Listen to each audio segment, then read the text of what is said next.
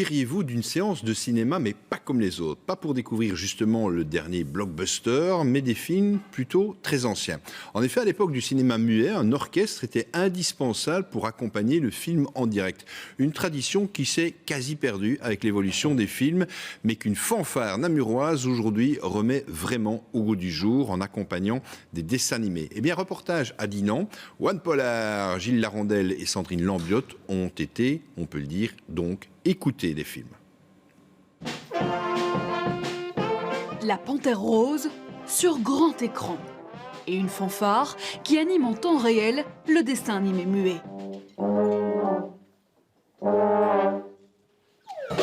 Au lieu d'avoir qu'un dessin animé avec du bruit de la télévision, c'est des gens qui faisaient de la musique eux-mêmes. Moi, je trouve ça cool. Ici, on a l'occasion de voir l'envers du décor. Habituellement, ça paraît tellement évident d'entendre la musique à laquelle on ne fait peut-être pas suffisamment attention. Et ici, on a l'occasion de voir tous ces instruments. C'est très, très impressionnant. Les cuivres reflètent les ambiances, puis pour certains bruitages, comme ces insectes, l'orchestre doit se montrer créatif. Un gueulophone, simplement, on peut simplement hurler dedans, faire des sons.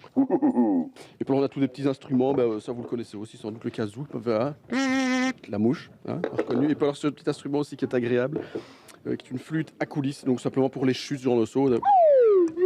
Voilà. Et il faut coordonner chaque note avec l'image.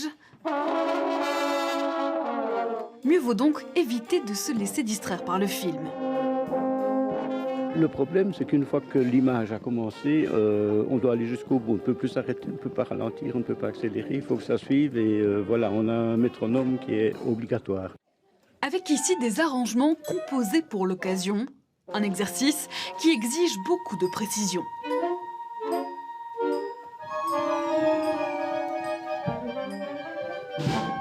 Le plus dur, c'est pas la composition, c'est une fois qu'on est en répétition, qu'on a appris tous les morceaux, tout ça, d'arriver à les jouer, à faire jouer 30 personnes exactement en même temps que le dessin animé. C'est ça le gros défi en fait. Défi réussi et public ravi par l'émotion d'une salle de cinéma et d'un concert réuni.